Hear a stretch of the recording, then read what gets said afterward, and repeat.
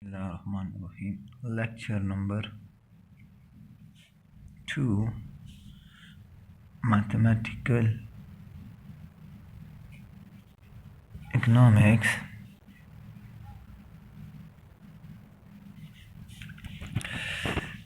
Exercise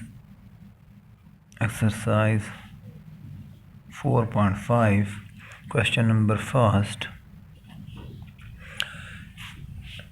question number first में क्या हमें कंजम्पशन फंक्शन गिवन है. The consumption function given function consumption function is C is equal to 414 plus 0.78 y was the estimated for the UK duration during the period 1959 to 75. What is the marginal propensity to consume? Marginal propensity to consume. इसमें हमारे पास marginal propensity to consume क्या है? Now in previous example yesterday हमने previous example में जो पढ़ा था उसमें क्या हमने मार्जिनल प्रोपेंसिटी टू कंज्यूम किस चीज़ को कहते हैं कि चेंज इन इनकम आ जाए और उस चेंज की वजह से जो कंजम्पशन इंक्रीज़ होती है उसको मार्जिनल प्रोपेंसिटी टू कंज्यूम कहते हैं. अब मार्जिनल एडिशनल अगर ₹1 इंक्रीज़ हो जाए तो उससे हमारे पास कंजम्पशन क्या इंक्रीज़ होती है, वो मार्जिनल प्रोपेंसिटी टू कंज्यूम है.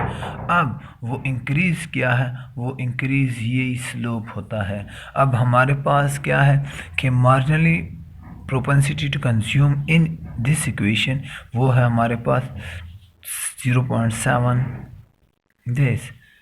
अब हमारे पास marginal propensity to consume the slope of this variable income का जो स्लोप है वो हमारे पास क्या है, हमारे पास मार्जिनल प्रोपेंसिटी टू कंज्यूम है. Now the second this is intercept term in mathematical intercept term but in economics this is autonomous.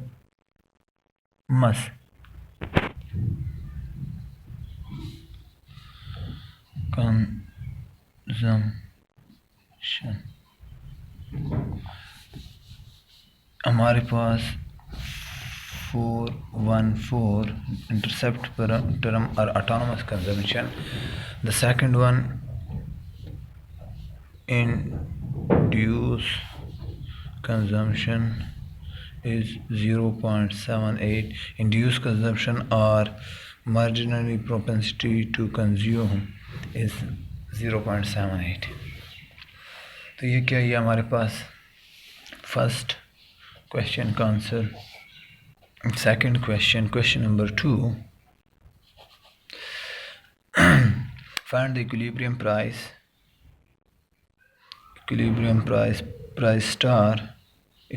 price for two linear model supply and demand. Linear part A, उसमें part A क्या है, D is equal to quantity demand is equal to 75 minus 3P supply is equal to 20 plus 2P. Now how to calculate the equilibrium price when demand is equal to supply. Demand supply के बराबर हो, अगर left side बराबर हो तो right side भी बराबर होंगे. तब हमारे पास equation 1 and equation second, equation first और सेकंड के जो राइट साइड हैं वो आपस में बराबर हैं. 3P is equal to 20 plus 2P. अब अगर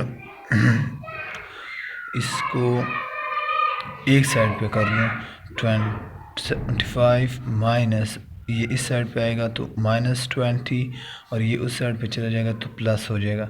3P plus 2P which is equal to 5P 55 P is equal to 55 divided by 5, 5 5 11 5 55।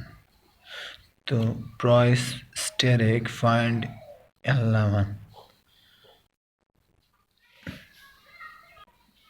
सिर्फ प्राइस का कहा गया है। अगर क्वांटिटी मालूम करना चाहते तो here in this equation demand और सप्लाई, डिमांड या सप्लाई की इक्वेशन में आप क्या कर लेना, उनको पुट कर लेना किस चीज़ को, लाइक 75 माइनस 3p। तो आप प्राइस जो इक्विलिब्रियम प्राइस कैलकुलेट किए 11, तो वो 75 minus 3 11 33 minus this 42। Quantity demand कितना होगा, क्वांटिटी डिमांड इज 42। इसी तरह सप्लाई अगर फाइंड करते हो वो भी 42 होगा। तो हमारे पास फिर इक्विलिब्रियम जो क्वांटिटी है वो क्या होगी, वो भी 42 होगी। But here only find the equilibrium price in this question. B part है D is equal to 100 minus 0.5p, where supply किस चीज़ के बराबर है, supply is equal to 10 plus 0.5p। now supply is equal to demand is equal to 100 minus 0.5p।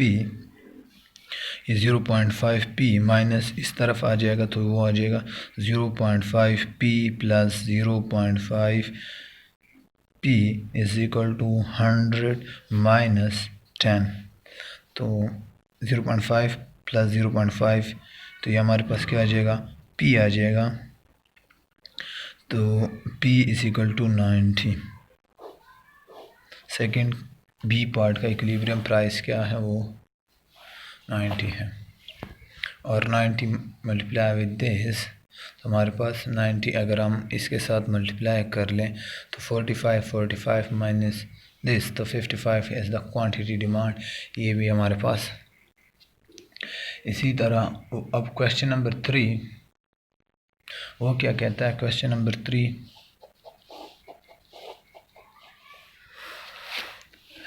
question number 3, the total cost of production x unit of some commodity is linear function of x. Recording show the one occasion 100 units were made at the cost of 200, and other occasion 150 units were made at a cost of total cost of $275. Express the linear equation for the consumption in the term of number of x cool। हमारे पास जो total cost question number 3 c is the function of x। First ये है, उसमें फिर हमारे पास given है consumption कितना given है, x की वैल्यू एक गिवन है हमारे पास 100 फर्स्ट, और कॉस्ट कितना है इसी C1 200, और इसी तरह इसके बाद x2 कितना है 150, और C2 कितना है हमारे पास $275। तो ये गिवन है हमारे पास। और ये कहते हैं पूछ रहे हैं express the linear equation for total cost in the term of. अब पहले से इन्होंने इसको डिपेंडेंट बना दिया है, तो अब हम इसके लिए फार्मूला कौन सा यूज़ करेंगे, फर्स्ट ऑफ ऑल कि हम लीनियर पॉइंट फार्मूला। अब पॉइंट फार्मूला हम फाइंड से हमें ये आंसर मिलेगा। फर्स्ट पॉइंट फार्मूला क्या है, सी, अब जो dependent minus the initial value, first value is equal to slope. How to find the slope? Then x minus x1। और e के लिए जो स्लोप है, स्लोप का फार्मूला क्या था हमारे पास कि अब c के लिए करने तो C2 minus C1 divided by और ये दूसरा x2 माइनस x1। तो ये हमारे पास क्या, ये फार्मूला बना। अब वैल्यू सिर्फ पुट करना। स्लोप किस तरफ पॉइंट, सी 2 क्या है, C2 275 minus 200, this minus this, after that x2 150 minus 100, तो ये हमारे पास क्या आ जाएगा 75 डिवाइडेड बाय 50। यस, इसके बाद ये हमारे पास और भी सिंप्लीफाई करना चाहते हैं तो सिंप्लीफाई कर सकते हैं 5 के साथ।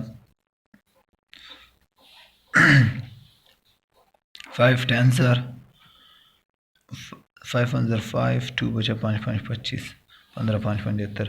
15 डिवाइडेड बाई दिस, और भी सिंप्लीफाई कर सकते हैं। 5 2 are 10, 5 3 are 15, तो a की वैल्यू 3/2, दिस ये a की value.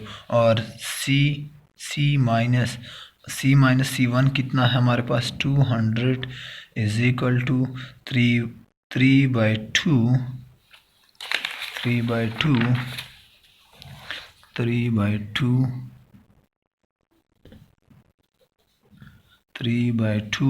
Into x minus x की फर्स्ट की वैल्यू क्या है 100। तो c इज इक्वल टू किस चीज़ के बराबर हो जाएगा,